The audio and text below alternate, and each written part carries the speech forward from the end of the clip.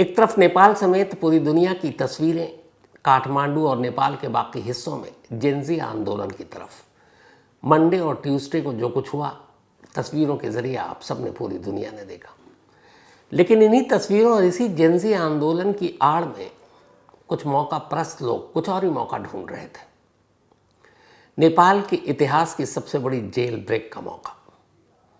नेपाल भर की अलग अलग जेलों में हजारों कैदी बंद हैं, जिनमें रेप, मर्डर, डकैती, चोर, उचक्के, इन सारे जुर्मों में बंद हैं। बहुत सारे सजा याफ्ता हैं, कईयों को तो उम्र कैद की सज़ा मिली है। लेकिन जैसे ही मंडे को जेनजी आंदोलन की शुरुआत हुई और जेलों में बंद कैदियों तक ये खबर पहुंची कि जेनजी के लोग अपना आंदोलन सड़कों पर ले आए, उन्होंने मौके को भुनाया और उस आंदोलन को जेल की सलाखों के अंदर खींच कर ले आए। और फिर तो जो हुआ मैं आपको क्या बताऊं। कहानी की शुरुआत करूं उससे पहले दो तस्वीरें आपको दिखाऊंगा। ये पहली तस्वीर बड़ी मशहूर नेपाल में जेल है, एक दिल्ली बाजार। जैसे इस जेल के अंदर ट्यूसडे को यह खबर पहुंची कि जेनजी ने पूरे नेपाल में उथल पुथल मचा रखा है। बड़े बड़े मंत्री, सांसद इस्तीफा दे देकर, जान बचा बचा कर भाग रहे हैं। प्राइम मिनिस्टर भी अब निकल लिए इस्तीफा देकर, और एक तरह से पूरे नेपाल पर अब जेनजी का कब्जा है। जेल में बंद कैदियों को उम्मीद की एक नई किरण दिखाई दी। इस दिल्ली बाजार जेल में बंद सैकड़ों कैदी, उन्होंने उस आंदोलन को जेल के अंदर लिया और ये भी जेनजी के नारे लगाने लगे, सरकार के खिलाफ नारे लगाने लगे। बट मकसद कुछ और था।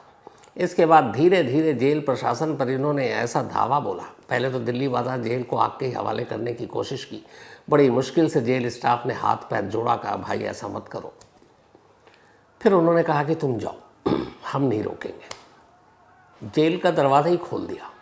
लेकिन इत्तेफाक से तब तक आर्मी पहुंच चुकी थी। अब आर्मी वालों ने देखा कि जेल का गेट खुल चुका है और सैकड़ों कैदी। अब ये जो तस्वीर आप देख रहे हैं सड़क के उस पार, अब आर्मी को मिला गया क्या करें। हालांकि ज़्यादा तादाद में नहीं, 8-10 होंगे। सड़क पर लेट गए आर्मी वाले, हाथ में बंदूक, निशाना सामने गेट पर, और गेट पर खड़े कैदी।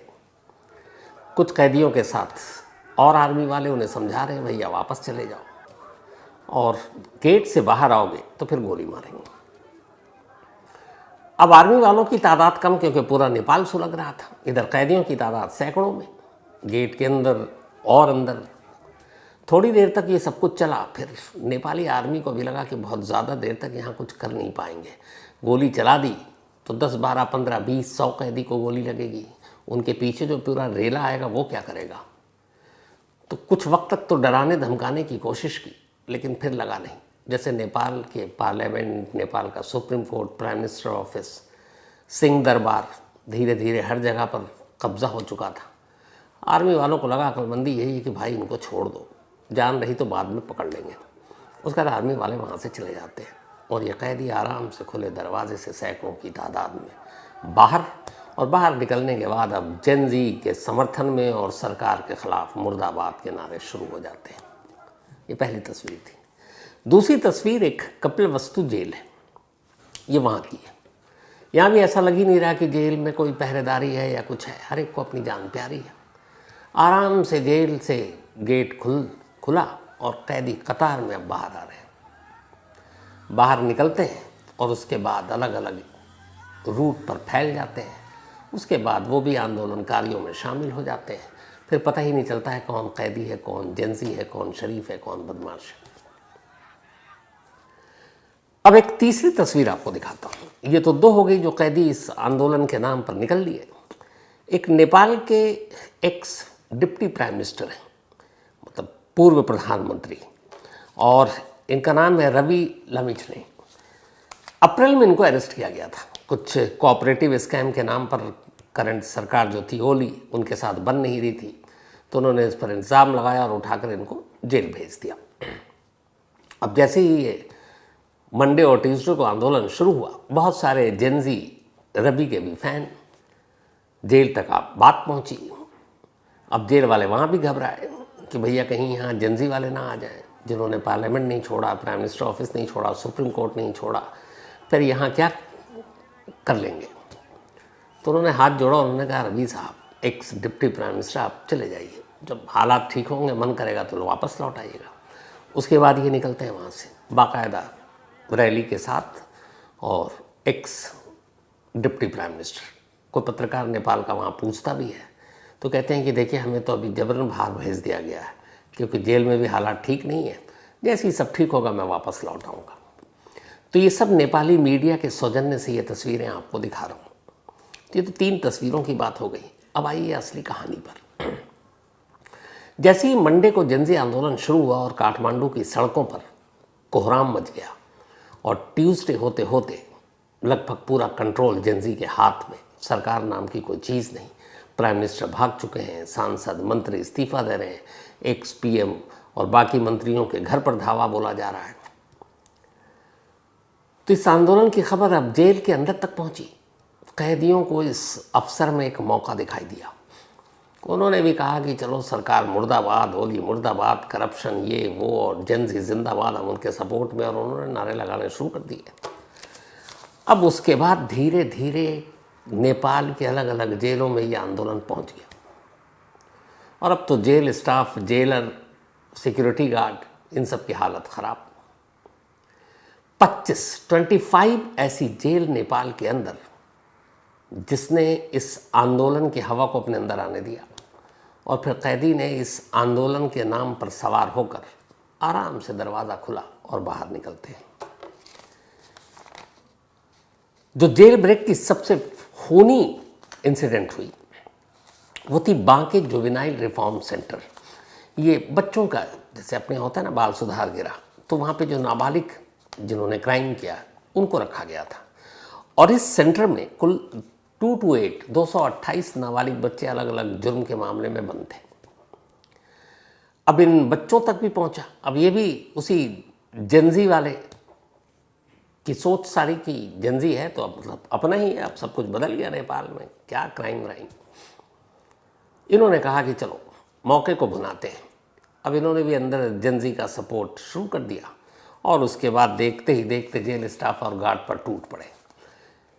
इस बाल सुधार गृह यानी जुवेनाइल रिफॉर्म सेंटर में जितने जेल स्टाफ थे या पुलिस वाले थे, उनके पास हथियार थे। अब इन नाबालिग बच्चों ने उन हथियारों को उनसे छीनना शुरू कर दिया। अब 228 बच्चे और स्टाफ कितने टोटल 15-20, कैसे कंट्रोल हो। शुरू में डराने की कोशिश की, गोलियां चलाई कि हथियार न छीने, और इसी शूट आउट में 5 ऐसे नाबालिग बच्चों की मौत हो गई। इसके बाद बच्चे भड़क गए। फिर तो स्टाफ को भी लगा कि अब तो अपनी ही जान मुसीबत में है। उन्होंने हथियार डाला और कहा भाई जिसको जाना है जाओ। 228 में से 112 जेल से निकल गए, बाकी कुछ शरीफ थे, उन्होंने कहा रहने दो, कुछ को अभी रिहाई भी मिलनी है जल्दी। तो 112 वहाँ से निकल गए, लेकिन 5 बच्चों की जान चली गई। ये सबसे खूनी इंसिडेंट था जेल ब्रेक के मामले में। इसके बाद काठमांडू वैली में 2 सबसे बड़ी जेल है, और इन 2 जेलों में सैकड़ों कैदी हैं। तो इन्हीं में से एक है सुंधारा सेंट्रल जेल। यहाँ पे जैसी ये खबर पहुंची, अराउंड 3,300 कैदी थे उस वक्त। उन्होंने जेल स्टाफ पर नारे लगाते हुए हमला कर दिया। अब जब हमला किया तो जेल स्टाफ को देखा कि भैया इनकी तादाद हमसे बहुत ज़्यादा है। उन्होंने सीधे हथियार डाले और उन्होंने कहा आपको जो करना है करो, हमें बख्श दो। 3300 कैदी आराम से टहलते हुए बिना जल्दबाजी के इस सुंधारा सेंट्रल जेल से बाहर निकलते हैं। अलग अलग रास्तों पर हर तरफ धरना प्रदर्शन तो चल ही रहा था, और उसमें शामिल हो जाते हैं। अब भीड़ में ये पता नहीं कौन शरीफ है कौन बदमाश है। तो कुल मिलाकर जेल का दरवाज़ा आसानी से जेल स्टाफ ने खोल दिया कि तुम जाओ, जब मौका मिलेगा वापस ले आएंगे। 3,300 कैदी इस अकेले सुंधारा जेल से निकल गए। काठमांडू वैली की दूसरी सबसे बड़ी जेल है नक्खू जेल। इस जेल तक भी इस आंदोलन की आंच पहुंची, और वहां पे भी अच्छी खासी तादाद में बंद। इस जेल के स्टाफ को जैसे ही पता चला कि जेनजी का आंदोलन चल रहा है, उन्होंने अंदर जब खबर पहुंचाई तो कैदियों को लगा यही मौका है, कैद से रिहाई का। ललितपुर में मौजूद है ये नक्खू जेल। इसके बाद देखते ही देखते 1400 कैदी इकट्ठे हुए और सीधा सीधा जेल स्टाफ को धमकी, या तो हमें जाने दो या फिर लड़ो। जेल स्टाफ ने भी मौका देखा, कहा जान है तो जहान है। कुछ ही मिनटों में 1400 प्रिजनर्स, 1400 कैदी इस नक्खू जेल से, 1 2 3। अब काठमांडू के दिल्ली बाजार, जिसकी आपको तस्वीर दिखाई, आर्मी वाले लेटे हुए थे। यहाँ तो सबसे पहले इन जेल तक जब बात पहुँची तो उन्होंने जेल के अलग अलग ब्लॉक में आग लगाने की कोशिश की। आग लगाने के लिए वो सारा पेट्रोल डीजल सब ले आए थे। अब उनको तादाद और उनके गुस्से को देखते हुए लगा कि भैया ये तो पूरी जेल ही सुलग जाएगी। जेल के स्टाफ ने हाथ जोड़े, उन्हें कहा आपको जो करना है आप करो, प्लीज़ आग मत लगाओ। बहुत सारे इसमें स्टाफ है, उनका भी परिवार है। कैदियों ने फिर कहा हमें जाने दो। उन्होंने कहा हम गेट खोल देते हैं, और फिर वही गेट खुला जब बाहर आर्मी दिखी थी, जो बाद में चली गई। और इस नक्खू जेल से भी कैदी आराम से टहलते हुए निकल गए और काठमांडू और नेपाल की अलग अलग भीड़ में गुम हो गए। नेपाल पुलिस के डिप्टी इंस्पेक्टर जनरल है विनोद घिमिरे। विनोद घिमिरे ने नेपाली मीडिया को जो स्टेटमेंट दिया है उसमें उन्होंने बताया है कि अभी तक की जो इन्फॉर्मेशन उनके पास, वो नेपाल की अलग अलग 25 जेलों में से, 25 जेलों में से ऑफिशियल उनके, ये कल का डेटा था, 13,570 प्रिजनर्स, 13,570 कैदी उनके हिसाब से तब तक उनके पास गिनती थी। ये तादाद ज़्यादा हो सकती है उन्होंने कहा, क्योंकि बहुत सारे अभी कैदियों के बारे में ये पता नहीं है कि वो हैं कि नहीं है। लेकिन जो लास्ट रिपोर्ट आई थी वो 13,570 कैदी 25 नेपाल के अलग अलग जेलों से निकल गए। अब इनके भागने से वो परिवार सबसे ज़्यादा डरे हुए थे जिन परिवार के खिलाफ इन कैदियों ने कोई ना कोई क्राइम किया था। और जो भागने वाले कैदी हैं उनमें बहुत से सज़ा याफ्ता हैं, कुछ तो उम्र कैद के हैं। इनमें से बहुत सारे कातिल हैं, कुछ रेपिस्ट हैं, कुछ डाकू हैं, कुछ चोर हैं, कुछ उचक्के हैं। अब उस परिवार को डर ये कि कहीं बदला लेने के लिए जेल से तो निकल आए और हमें नुकसान ना पहुंचा दें, तो एक डर उधर वो भी है। इसके अलावा नेपाल के गंडकी इलाके में एक कसकी डिस्ट्रिक्ट जेल है। कसकी डिस्ट्रिक्ट जेल की एडमिनिस्ट्रेटिव ब्लॉक में तो जो बिल्डिंग है वहाँ की, सीधे कैदियों ने आंदोलन के नाम पर उसको आग के ही हवाले कर दिया। उन्हें पता चला कि जब पार्लियामेंट में तोड़फोड़ हो चुकी है, वहाँ की सुप्रीम कोर्ट में हो चुकी है, कई जगह आगजनी हो चुकी है, तो फिर आओ लगे हाथ हम भी आग लगाते हैं। और उन्होंने एडमिनिस्ट्रेटिव बिल्डिंग में आग लगा दी। बिल्डिंग में, ये ट्यूसडे इवनिंग की बात है। और इसके बाद इस जेल में सबसे ज़्यादा जो कन्विक्टेड, सज़ा याफ्ता, जिनको सज़ा सुनाई जा चुकी है उनके जुर्मों के लिए 500 प्रिजनर्स, 500 कैदी थे। और इसके अलावा विचाराधीन थे करीब 400, तो अराउंड 900 हो गए। तो ये सारे कैदी एडमिनिस्ट्रेटिव बिल्डिंग में आग लगाई। जेल स्टाफ ने किनारा कर लिया। उन्होंने कहा भैया बाकी जेल को बख्श दो, और ये वहाँ से निकल लिया। अब इस आग लगने की वजह से एडमिनिस्ट्रेटिव बिल्डिंग में पूरी जेल की बिजली सप्लाई बंद, खाना पानी सब इसी बिल्डिंग में था, वो सब कम्युनिकेशन के सारे इंतज़ाम इसी बिल्डिंग में थे, वो सब जलकर खाक। अब जेल वालों को पता ही नहीं कि जेल में कोई कैदी है भी कि नहीं है, और कैदी वहाँ से आराम से निकल दिए। अब इसके अलावा जो नेपाल के ईस्ट तराई इलाका है, यहाँ सबसे ज़्यादा जेलों में जेल ब्रेक की घटना हुई। ईस्ट तराई इलाके में एक यहाँ जगह है रोहताहट गौर जेल। इस जेल से अकेले 260 प्रिजनर्स भाग निकले। इन्हें भी रोकने की कोशिश नहीं की। इनमें से 100, ये वो जेल है जिनमें से अकेले 100 ऐसे कैदी थे जिनको सिर्फ और सिर्फ मर्डर के लिए सज़ा सुनाई गई थी। मतलब सब कन्विक्टेड थे, सज़ा इनको सुनाई जा चुकी थी। 100 एक तरह से कातिल कहें आप, इस जेल में बंद थे, और वो सारे के सारे इस जेल से फुर हो चुके हैं। इसके अलावा ये जो जेल थी, इसके अलावा जो बाकी के स्टाफ पर इन्होंने हमला भी किया था, लेकिन फिर स्टाफ ने हाथ जोड़ा और इन सबको जाने दिया। मोहतारी जालेश्वर जेल, ये भी एक बड़ी जेल है जिसमें 575 प्रिजनर्स बंद थे, 575 कैदी। अब जब यहाँ ये आंदोलन की खबर पहुंची तो इस जेल से भी ये 575 में से करीब 550 निकल लिए। अब 25 क्यों रह गए ये आपको बाद में बताऊंगा। इसके अलावा एक दूसरी जेल है सुनसारी। सुनसारी में एक झुमका जेल है, यहाँ पे 1575 प्रिजनर इस जेल से भाग निकले। 1575। अब इतनी बड़ी तादाद और 75 जेल स्टाफ कहाँ रोक पाएंगे, वो भी वहाँ से निकल दिए। हालांकि इस जेल की खासियत ये थी कि 1575 भागे, 220 करीब 3 घंटे बाद इस जेल में वापस लौट आए कि हमें बाहर नहीं रहना, हमें यही रहना। तो पूछा गया कि भैया वापस क्यों आए? उन्होंने कहा बाहर जाके देखना था धरना प्रदर्शन आंदोलन कैसा चल रहा जी, हमने देख लिया, वो तो सारा काठमांडू में ज़्यादा है, यहाँ तो इतना कुछ है नहीं, और हमारी वैसे भी अब सज़ा कम बची है, अगर हम भागेंगे तो इसके बाद और सज़ा बढ़ जाएगी, तो फिर ये है कि सब्र कर लेते हैं। तो 220 शरीफ कैदी थे जो वापस आ गए, और इनमें से 19 इंडियन थे। तो ये वापस आ गए 1575 में से 220। इसके अलावा एक चितवन जेल है, यहाँ पे 740 कैदी बनते, 740। इनमें से सिर्फ 40 रह गए, 700 निकल लिए। ये सारी जगह पे सिमिलरिटी इसलिए थी कि कैदियों के मूड को जेल स्टाफ और सुरक्षा गार्ड ने भांप लिया था। उन्हें लगा था कि अगर इन्हें जबरन रोकेंगे तो खून खराबा होगा और फिर जान जाएगी, तो उससे अच्छा है कि जाने दो। इसके अलावा कपिल वस्तु जिला जेल, जिसका शुरू में आपको विजुअल दिखाया था, यहाँ पे कैदियों ने 2 ब्लॉक को आग के हवाले कर दिया, आग लगाई। उसके बाद जेलर, जेल के स्टाफ इन सब से कहा कि भैया बताओ। 459 कैदी, 459 यहाँ से निकल लिए, भीड़ में गुम हो गए। हालांकि यहाँ भी कुछ देर के बाद 74 कैदी वापस आ गए।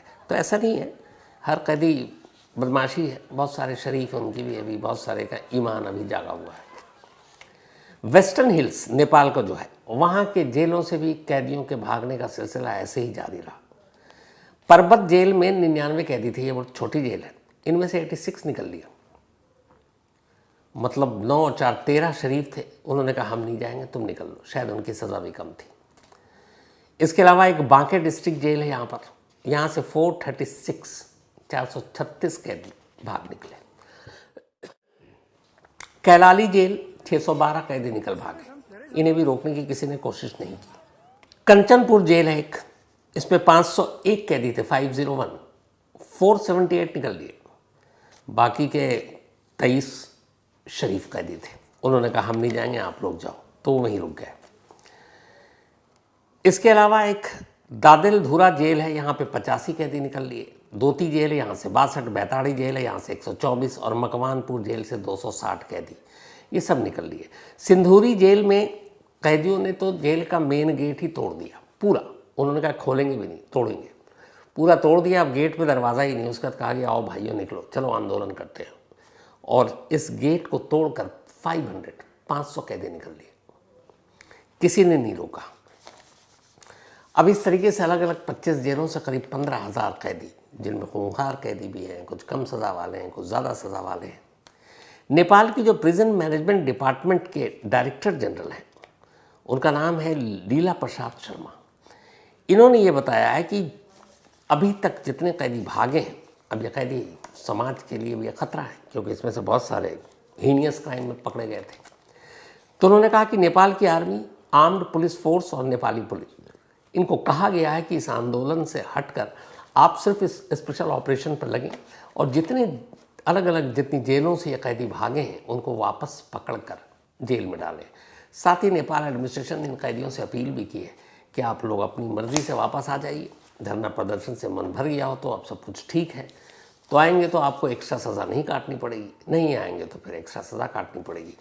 अब इसका असर भी हो रहा है, कुछ कुछ कैदी अपनी मर्ज़ी से चले आ रहे हैं बाहर, थोड़ा घूम लिया उन्होंने, इस आंदोलन का फ़ायदा भी उठा लिया। अब यहाँ तो रही इन तक की बात। अब एक टेंशन आ गई हमारे देश में, जो नेपाल से कैदी भागे, उन्हें लगा कि नेपाल में रहेंगे तो आज न कल तो पकड़े जाएंगे। अब नेपाल से हमारी सीमा वैसी नहीं है जैसे पाकिस्तान के साथ हमारी सीमा है, तनाव रहता है, सुरक्षा का ज़्यादा खतरा हमारा पाकिस्तान से है, नेपाल से तो इतना है नहीं। तो अब इंडिया नेपाल बॉर्डर कई जगह से हमारी लगती, यूपी से, बिहार से, बंगाल से। तो बहुत सारे कैदी जो निकले, और उसमें इंडियन भी थे कैदी, उन्होंने कहा चलो लगे हाथ अपना देश ही निकल लेते हैं, फिर कहाँ यहाँ पे रहेंगे। और कुछ नेपालियों को लगा कि चलो भैया इंडिया भाग चलते हैं, नेपाली पुलिस आर्मी से बचे रहेंगे।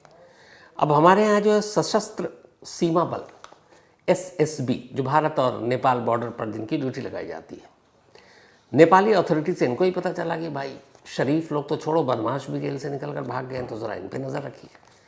तो अभी तक हमने 35 ऐसे प्रिजनर्स या कैदी को गिरफ्तार किया जो नेपाल के अलग अलग जेलों से भागे थे। इनमें से सबसे ज़्यादा 22 कैदियों को यूपी के नेपाल से जो बॉर्डर लगता है वहाँ से, 10 को बिहार बॉर्डर से और 3 को पश्चिम बंगाल बॉर्डर से। तो इन सब को गिरफ्तार किया गया है। जो लेटेस्ट खबर आ रही है वो ये आ रही है कि बहुत सारे ऐसे कैदी जो भागे हैं और जो नेपाल में चल रहा है जेनजी का आंदोलन, उसमें कई लोगों ने उन्हें समझाया कि तुम्हारी अब सज़ा ज़्यादा नहीं है, लौट आओ और ये बता देना कि हमारे अंदर भी राष्ट्रभक्ति जागी थी, हम निकल आए।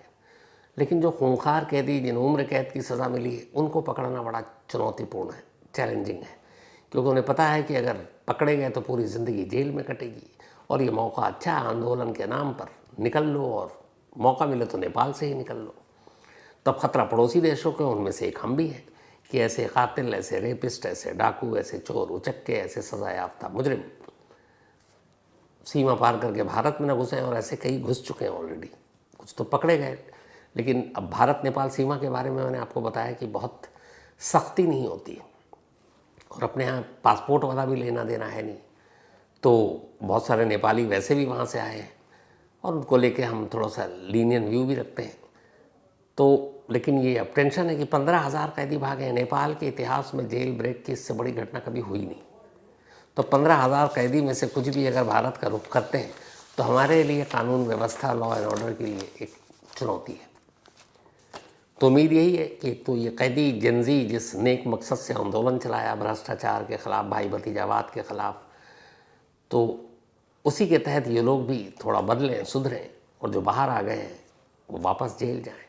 उधर नेपाल में अब हालात थोड़े से सामान्य होने लगे हैं क्योंकि जेनजी के नुमाइंदों से वहाँ के राष्ट्रपति, जो नेपाल की आर्मी है, उनसे बातचीत चल रही है और कई नाम आए हैं प्राइम मिनिस्टर के लिए। एक सुप्रीम कोर्ट की एक चीफ जस्टिस का भी नाम है और भी 1-2 नाम है। लेकिन अभी जो लेटेस्ट रिपोर्ट वो ये है कि जेनजी ने पूरे नेपाल में ऑनलाइन लोगों से राय पूछी और लोगों से कहा है कि आप केयरटेकर प्राइम मिनिस्टर के तौर पर अपने पसंदीदा नाम को बताइए।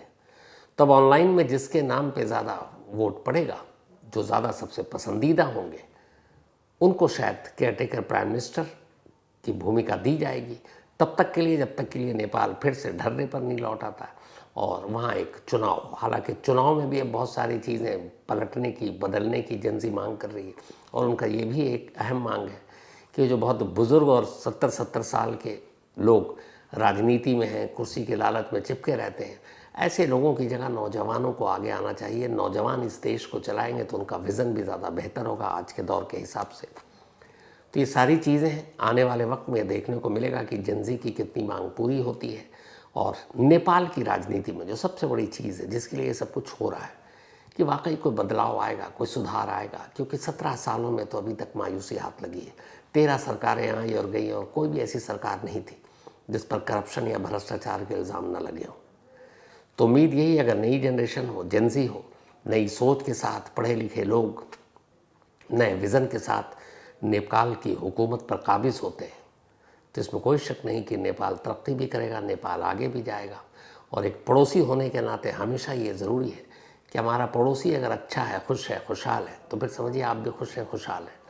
और पड़ोस में दिक्कत है तो फिर आपके घर में भी दिक्कत आती है। इसीलिए दुआ यही कि जो भी नेपाल में हो रहा है सब कुछ जल्दी सुलझ जाए और जेनजी का जो सपना है एक बेहतर, खूबसूरत, एक अच्छे नेपाल का, वो सपना पूरा हो। तो इसी दुआ के साथ कहानी में तो फ़िलहाल इतना ही।